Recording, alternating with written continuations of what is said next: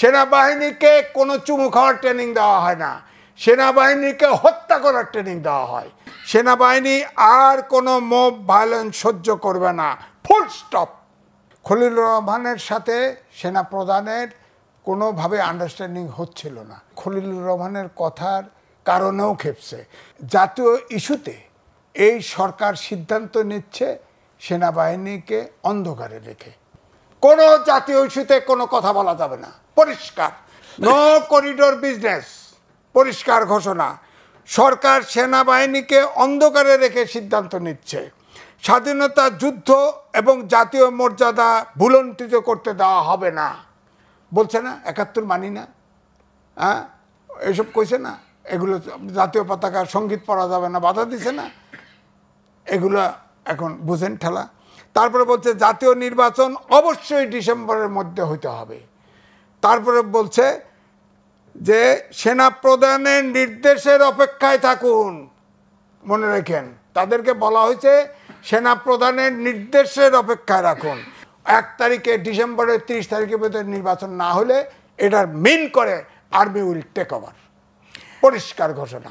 সুতরাং এই দেশের সিচুয়েশনে আমরা আর্মি টেক ওভার করুক এমন চাই না, তেমনি ইউনূস সরকার যেভাবে দেশটাকে ক্রাইসিসে ফেলে দিছে তাতে এছাড়া আমাদের কোনো বিকল্প নাই।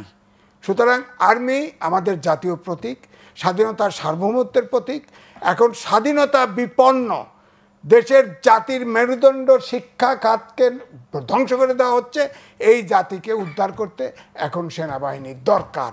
এবং সেনাবাহিনী বলছে আপনি যায়েন, এরপরে যায়েন। কামাল ভাই বারবার বলছে, কালকে বলেন যে ওই যে যান না সেনাবাহিনী নিবাস ঘেরাও করতে যান না। ওই যে পাটোয়ারি আরেকবার কইছিল না, আমি বলছিলাম না যান না, পেট বরাবর ফুটায় দিবে। সেনাবাহিনীর কাছে যান না, এখন তো ডেকে আনলেন তো, সেনাবাহিনী যান। আরে ভাই, সেনাবাহিনী হইলেই খারাপ? সেনাবাহিনী আমার ভাই না, বন্ধু না? চার্চিলকে বিশ্বের বড় বড় বহু, জিয়াউর রহমানকে আপনি বলেন, যত বিশ্বের যত নামকরা গণতান্ত্রিক ব্যক্তি আছে যারা গণতন্ত্র প্রতিষ্ঠা করছে তাদের ভিতরে সেনাবাহিনীও আছে। সুতরাং আমাদের দেশে এখন যে অবস্থা, এই ছাত্রদেরকে যে জায়গায় নিয়ে গেছে ডক্টর ইউনূস, তাতে আমাদের দেশে বেনেভোলেন্ট ডিক্টেটর দরকার।